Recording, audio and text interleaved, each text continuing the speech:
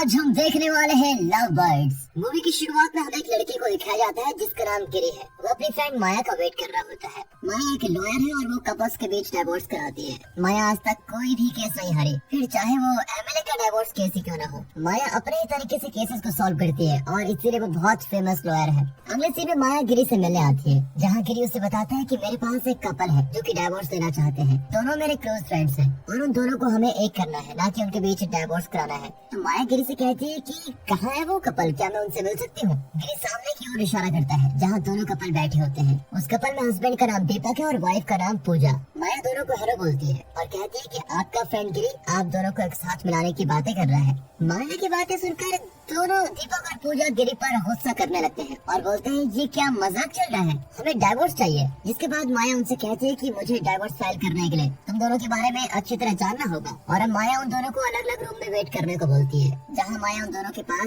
एक एक करके आती है और उनसे अपने बारे में बताने को बोलती है। दीपक और पूजा माया को अपने बारे में बताने लगते हैं, लेकिन माया दोनों से कहती है कि मुझे सब कुछ जानना है, तुम्हारा background, family, mother, father, everything. जिस पर दोनों थोड़े हिचकिचाते हैं और माया से कहते हैं कि सारी चीजें जानने की क्या जरूरत है, हम तो अपना इंट्रोडक्शन दे ही रहे हैं। तो माया कहती है कि अगर तुम दोनों के बारे में मैं अच्छे से जान जाऊंगी तो ही मैं इस केस के बारे में जज के सामने अच्छा पॉइंट ऑफ व्यू रख पाऊंगी और उससे जज जल्दी कन्विंस हो जाएंगे और तुम दोनों को डाइवोर्स भी जल्दी मिल जाएगा। इसके बाद दोनों माया को अपनी फैमिली बैकग्राउंड, पेरेंट्स के बारे में सब कुछ बताते हैं। दीपक माया से कहता है कि मैं एक सॉफ्टवेयर इंजीनियर हूँ और मुझे एक अच्छी कंपनी में जॉब मिल गई थी। वीकेंड्स पर मैं अपने दोस्तों के साथ काफी एंजॉय करता था। और इधर पूजा माया से कहती है कि मैं एक फैशन डिजाइनर हूँ और मैं स्टार्टिंग से हॉस्टल में ही रही। उसके बाद फैशन डिजाइनिंग का कोर्स किया और मैं इंडिपेंडेंट हूँ। और जब मैं ये सब कुछ कर रही थी तो वो दिन मेरी लाइफ के बेस्ट दिन थे। अब माया उनसे पूछती है कि तुम दोनों एक दूसरे से मिले कैसे। दोनों बताते हैं कि वो दोनों एक मैट्रिमोनियल साइट पर मिले, जिसके बाद उन्होंने वीकेंड पर रेस्टोरेंट में मिलने का एक प्लान बनाया। पूजा के दिमाग में दीपक के लिए बहुत एक्सपेक्टेशन थी, जैसे कि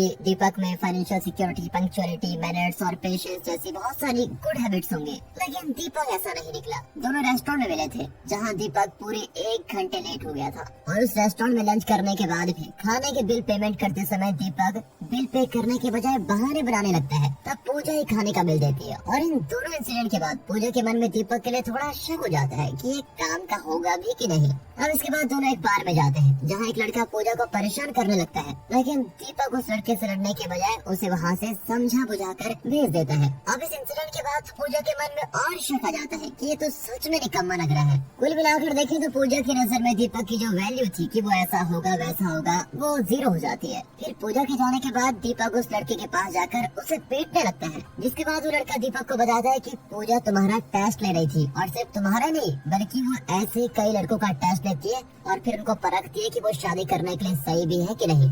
इसके बाद पूजा दीपक की माँ को फोन करके बहुत भला बुरा बोलती है और ये बात जब दीपक को पता चलती है तो वो पूजा को कॉल करता है, लेकिन पूजा दीपक के किसी भी कॉल का रिस्पॉन्स नहीं करती। अगले दिन पूजा मॉल में शॉपिंग कर रही होती है, तभी वहाँ पर दीपक आता है और बोलता है कि तुमने मेरा टेस्ट ले लिया था ना, मैं तुम्हें चैलेंज करता हूँ कि तुम जैसा लड़का खोज रही हो तुम्हें वैसा लड़का कभी नहीं मिलेगा। दीपक का चैलेंज एक्सेप्ट करते हुए पूजा उससे कहती है कि तुम बस देखते जाओ मैं कैसे अपने पसंद के लड़के को ढूंढती हूँ और शादी भी करती हूँ। अब अगले दिन पूजा शादी के सिलसिले में एक लड़के से मिलने उसी रेस्टोरेंट में आती है। वो लड़का पूजा से अपने बारे में बताने लगता है, लेकिन पूजा को दीपक की कई बात याद आ जाती है और तब वो रियलाइज करती है कि दीपक को उससे प्यार हो गया है। और इसके बाद पूजा रेस्टोरेंट से बाहर आती है और वहाँ उसे दीपक ही मिलता है। वो दीपक से बोलती है कि तुमने जैसा कहा था वैसा ही हो रहा है। और फिर पूजा भी दीपक से अपने प्यार का इजहार करती है और दीपक भी मान जाता है। इसके बाद दोनों अपनी शादी की शॉपिंग में लगे होते हैं और वहीं पूजा दीपक से अपने ड्रीम के बारे में बताती है जो वो शादी के बाद पूरा करना चाहती है। वो कहती है कि मैं चाहती हूँ हमारे घर के living room, kitchen, dining rooms open हो और हमारा बेडरूम थोड़ा रोमांटिक होना चाहिए और एक होम थिएटर भी होना चाहिए विद प्रोजेक्टर के साथ, जिसमें हम वीकेंड्स पर मस्त मूवी देख सके।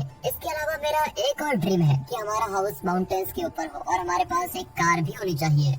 फिर दीपक पूजा की बात सुनकर हाँ कह ही देता है। इसके बाद दोनों शादी कर लेते हैं। शादी के बाद दोनों अपने फ्लैट में शिफ्ट होने जा रहे होते हैं।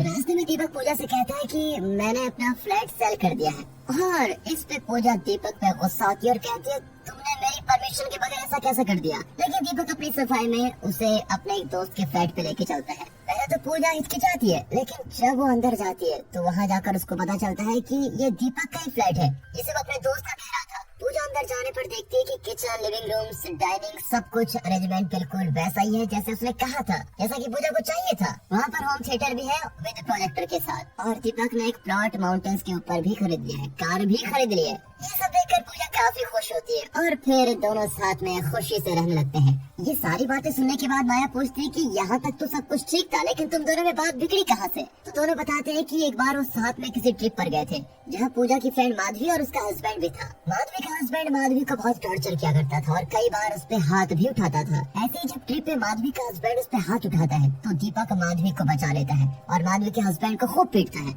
जिसके बाद पूजा उससे गुस्सा हो जाती है और अब यहाँ से दोनों में बातें कम होने लगती है और गलतफहमी बढ़ने लगती है। ऐसे एक दिन जब पूजा दीपक को अपने फादर के लिए कुछ दवाइयाँ कुरियर करने के लिए बोलती है तो दीपक उसकी बात मान जाता है, क्योंकि पहले ही वो अपनी माँ के लिए कुछ ग्रोसरीज कुरियर करने जा रहा था। लेकिन अपनी माँ के लिए ग्रोसरीज कुरियर तो वो कर देता है, लेकिन पूजा के फादर की दवाइयाँ कुरियर करना भूल जाता है। और जब पूजा को ये पता चलता है कि दीपक उसके फादर की दवाइयाँ कुरियर करना भूल गया तो दीपक और पूजा में हो जाती है लड़ाई और इस बार दोनों में जो थोड़ी बहुत बात भी थी वो भी बंद हो जाती है। और अब पूजा और दीपक के पेरेंट्स को इस बात का अंदाजा हो जाता है कि दोनों में लड़ाई हुई है और इसके बाद दोनों की लड़ाई सुलझाने के लिए उनके पेरेंट्स उनके फ्लैट में आते हैं और कुछ दिन वहीं रुकने का फैसला करते हैं। दोनों दीपक और पूजा एक दूसरे के पेरेंट्स की डिसरिस्पेक्ट करना शुरू कर देते हैं और दोनों अपने पेरेंट्स के सामने ऐसा बिहेव करते हैं जैसे उनके बीच सब कुछ ठीक हो, लेकिन हकीकत में कुछ और होता है। ऐसे एक दिन दीपक और पूजा के पेरेंट्स के बीच बहस हो जाती है और वो बहस लड़ाई में बदल जाती है। इसके बाद पूजा के फादर पूजा को वहाँ से लेकर चले जाते हैं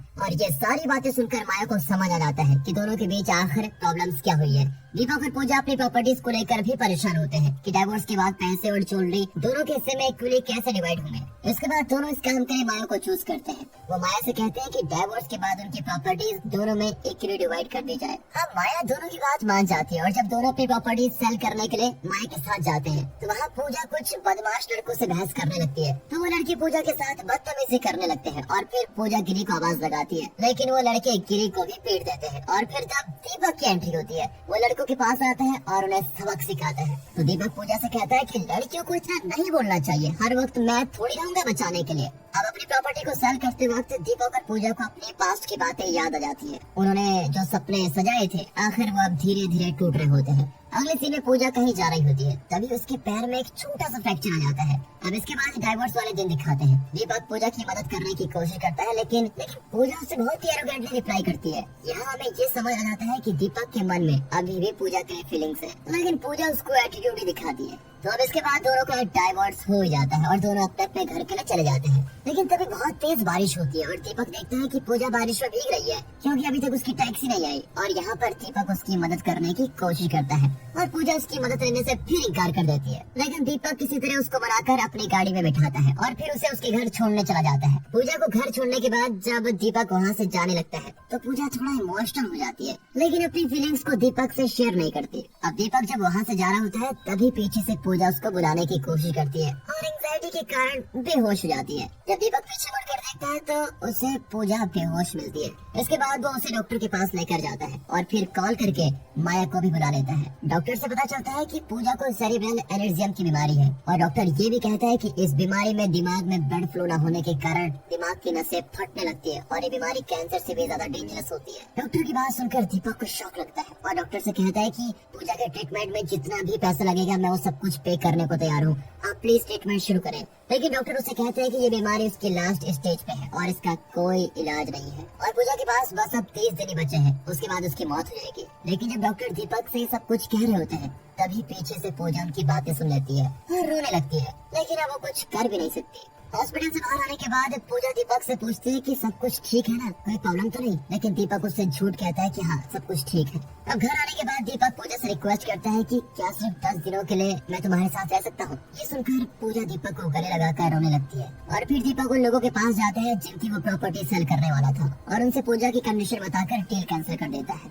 इधर पूजा अपने हिस्से की सारी प्रॉपर्टी को दीपक के नाम पे ट्रांसफर कर देती है। अब दोनों साथ में टाइम स्पेंड करते हैं। दीपक और पूजा एक दूसरे के पेरेंट्स से माफी भी मांगते जाते हैं और इन सब में माया भी उनका साथ देती है। दीपक और माया को साथ मस्ती करता देख पूजा बहुत खुश होती है और माया के जाने के बाद पूजा दीपक से कहती है कि तुम माया से शादी कर लो। लेकिन दीपक इस बात से बहुत गुस्सा हो जाता है और पूजा से कहता है कि मैं सिर्फ तुमसे प्यार करता हूँ, माया तो मेरी बहुत अच्छी दोस्त है। तभी पीछे से वहाँ माया आती है और वो दोनों की सारी बातें सुन लेती है और वहाँ से गुस्से में चली जाती है। इसके बाद पूजा को फिर से एंजाइटी होती है और दीपक उसको हॉस्पिटल लेके आता है। लेकिन इस बार वो किसी दूसरे डॉक्टर के पास जाता है और वहाँ जाकर माया को कॉल करता है, लेकिन माया उसकी कॉल का जवाब नहीं देती। वहाँ के डॉक्टर से उसको पता चलता है कि ये एक नॉर्मल एंजाइटी है और इसमें घबराने की कोई बात नहीं है। डॉक्टर की ये बात सुनकर दीपक थोड़ा रिलैक्स फील करता है। फिर वो पूजा को लेकर पुराने डॉक्टर के पास जाता है जिसने पूजा की बीमारी के बारे में दीपक से झूठ बोला था। अब दीपक डॉक्टर से पूछता है कि तुमने ऐसा क्यों किया, तुमने मुझसे झूठ क्यों बोला कि पूजा पे लास्ट स्टेज पर है। अब डॉक्टर उसे बताता है कि मैंने कोई झूठ नहीं बोला,